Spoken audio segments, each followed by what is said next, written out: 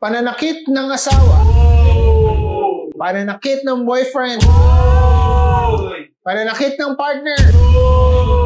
Yan ang tatalakayin natin sa ating episode ngayon na napakasigla ng audience natin dito sa studio. Okay. Ang RA 9262 or Anti-Violence Against Women and Their Children.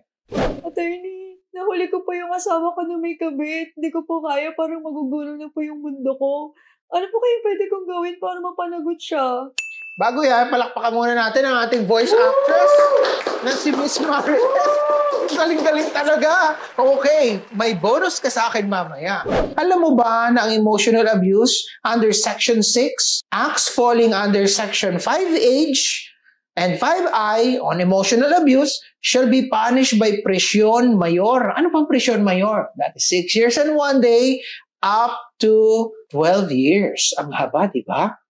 Attorney, paano po yan? OFW po kasi yung asawa ko. Sa abroad po siya nangaliwa. Pwede ko pa ba rin po ba siyang mapanagot? Tandaan natin, ang criminal law natin, one of the general characteristics of criminal law, yung mga law students na nanonood sa akin dyan, na naturuan ko in the past sa ating masterclass, ay matatandaan ninyo na territoriality is one of the general characteristics of criminal law na kung saan maaari lang mapanagot ang isang tao ng krimen kung dito gagawin sa teritoryo ng bansa. Ang sabi ng Korte Suprema na bilang isa sa elemento ng emotional abuse, yung sakit na nadarama sa damdamin ng babae ay dito nadarama sa Pilipinas kahit na yung acts of infidelity ay nangyari outside the Philippine territory ay meron pa rin daw na jurisdiksyon ang ating mga korte dito sa Pilipinas. The answer is yes, maaaring maghabla dito sa Pilipinas at maaaring makasuhan ng krimen o paglabag sa 9262 iyang asawang nangaliwa sa abroad. Attorney, sobra-sobra na po yung ginawa niya. Hindi lamang po siya nangaliwa. Hindi rin po siya nagsusuporta kahit ang ganda po ng trabaho niya sa abroad. Nako, sunod-sunod na ang problema niyang lalaki na yan. Unang-una ay yan ay tinatawag na economic abuse. Mahaba ang parusa dyan.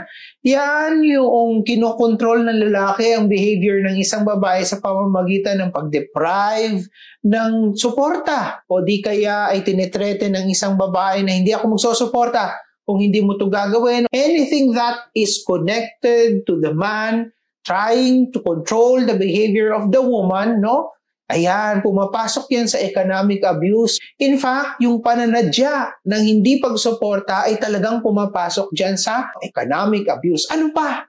Bilang nagdarahop ka at nagdarama ang iyong damdamin, nagdarama mo na masakit sa iyong damdamin ang hindi niya, sadyang hindi niya pagsuporta sa iyo at doon pa'y meron siyang kabit abroad, ay papasok din yan sa psychological violence. Ang tanong, pwede po bang isampa iyan ng sabay? Yes. Mananagot siya sa economic abuse, mananagot din siya sa psychological violence. Kaya naman napakahaba ng parusa dyan. At karagdagan pa sa imprisonment, ang sinasabi ng batas ay the perpetrator shall pay a fine in the amount of not less than 100,000 pesos but not more than 300,000 pesos. At parang tutulungan pa siya ng korte na magbagong buhay sapagkat i-order din sa kanya itong tinatawag na mandatory psychological counseling or psychiatric treatment. Attorney, ito yung pinakamatinding ginawa niya. Nananakit din po siya ng pisikal. Nako, karagdagan na naman yan. Sapagkat ang 9262 ay pinaparusahan din ang pag-inflict ng physical harm sa babae o kaya sa kanyang mga anak. At hindi lamang yung physical harm ang maaari siyang managot kung hindi yung psychological violence na naidudulot ng pananakit ng pisikal.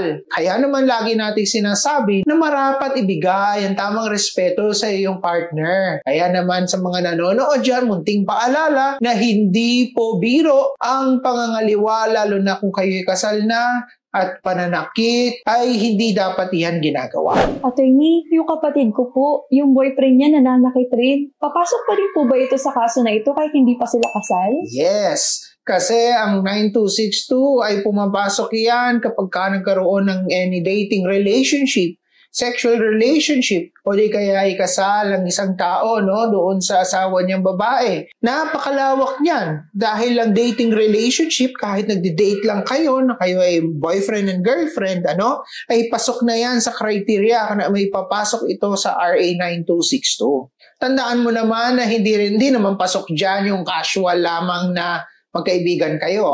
Hindi pasok yan. Kailangan at least merong dating relationship, no? Ano ba yung dating relationship? It refers to a situation wherein the parties live as husband and wife without the benefit of marriage or are romantically involved over time and a continuing basis during the course of the relationship. Meaning to say, mag-girlfriend, mag-boyfriend, diba? So, pasok yun. Okay po. Alam mo ba, attorney, may idadagdag pa ako. Yung kapitbahay ko po, sad boy po yung boyfriend niya. Pag nag-aaway po sila, naririnig ko, sinasaktan po niya yung sarili niya, tapos magpapakamatay daw siya. Ano kaya pwedeng gawin ng kapitbahay ko? Ikaw talaga, Department of Information ka. Talagang lahat ng kaso all over the Philippines, alam mo, no? Si Marites. Palakpakan natin si Marites. Ang galing mo talaga. Okay. So, yung mga sad boy na yan, salitang yan, na parang bang yung emo ba yun ang tawag dyan? Sad boy yung tawag na dyan, na parang gugunaw ang mundo, Yan. Section 5F, ipinagbabawal din. Inflicting or threatening to inflict physical harm on oneself for the purpose of controlling her actions or decisions. So kung itong sinasabi mo na sad boy o na emo na boyfriend ng kapitbahay mo ay sinasaktan niya yung kanyang sarili o di kaya ay nag-threaten siya, nasasaktan niya ang kanyang sarili kung hindi niya gagawin yung gusto niyang gawin nung kanyang girlfriend o kaya nung kanyang asawa, ay nailalabag din ang RA 9262. Sa madaling salita, bawal po na i-threaten mo ang babae. Sa pamamagitan nun ay kinokontrol mo ang kanyang actions and decisions. Kaya isa rin ho ito sa ipinagbabawal ng RA 9262, Section 5, letter F. Attorney, paano naman po yung kapitbahay ko na babae dun sa may kabilang kanto? Sinasaktan din daw siya ng partner niya. Kaso babae din yung partner niya. Papasok ba ito sa vowsy? Yes, ang ating Korte Suprema ay naglahad ng desisyon sa kasong Dehanyo versus People 2024 na nasasaad doon that RA 9262 covers lesbian relationship. So yung nasabi mo na struktura ng kanilang pagsasama ay sakop din ng RA 9262.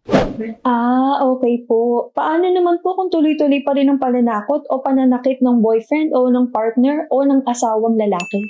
Marami kayong pwedeng gawin, Unang-una dyan, yung pinaka-accessible sa lahat ay pumunta sa barangay para humingi ng barangay protection order. So, kung kayo sinasaktan o isasaktan pa lamang ng inyong asawa, ng inyong partner, ng inyong boyfriend, maaari na kayong tumakbo sa barangay para humingi ng barangay protection order. Ngayon, kung gusto ninyo maging permanente ang protection order na ito, ay maaari kayong magsampa ng petisyon sa korte para humingi ng permanent protection order o yung tinatawag nating PPO. Actually, the moment that you file it at makikita ni Judge dyan na talagang merong mga risk of harm to you, ay nag-o-order na ang korte ng temporary protection order. Na kung saan, habang gumugulong yung main case ng permanent protection order, ay may utos na ang hukom na ikaw ay mabigyan na ng protection at ipinagbabawal na doon sa taong umaabuso sa'yo ang mga acts na kinukumpla na mo o inireklamo mo doon sa iyong petisyon sa korte. Okay? So, ulitin natin. Barangay protection order, tapos magpapile ka sa korte ng permanent protection order na maaaring lumabas ang temporary protection order habang gumugulong yung main case mo na kung saan ay humihingi ka sa korte ng permanent protection order. Kasama dyan sa permanent protection order na yan, halimbawa, kung ang iyong asawa ay talagang sinasaktan ka at natatakot ka sa kanyang presensya, ay maaaring ipagbawal ng korte na lapit sa'yo. O di kaya ay huwag siyang papasok kung saan ka nakatira. At kapag nilabag naman niya yan, ay maaari siyang makontempt of court. Ngayon, karagdagan, paano ho kung nilalabag niya ito ng nilalabag, Aside pa doon sa contempt na maaaring maipataw sa kanya, ay maaaring maging another count of violation of 9262 ito, maaari pa siyang makasuhan ng another violation on emotional abuse. Maraming salamat sa mga nasabi mo, attorney. Ito na lang po ang last. Ano po ang may papayo ninyo sa mga mag-asawa o mag-partner? Okay. Lahat ng relasyon, nagsisimula naman yan sa napakagandang samahan.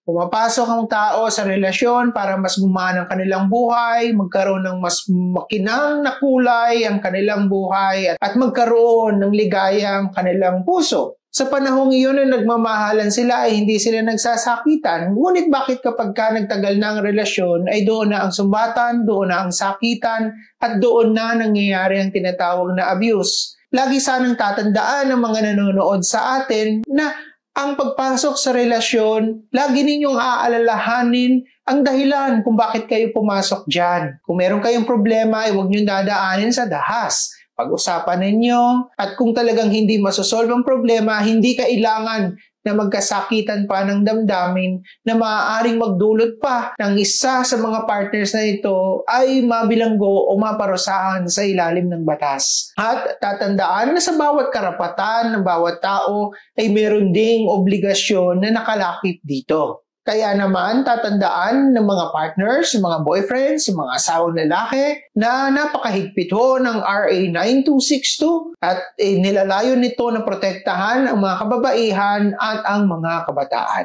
Ako po si Attorney Rob Gozun na lagi nagpapaalala sa inyo na idaan lahat sa batas at hindi sa dahas. Huwag kakalimutan to like and share at isulat ang inyong mga katanungan dito sa comment section below. Don't forget to like and share. Ayan, dyan. Like and share.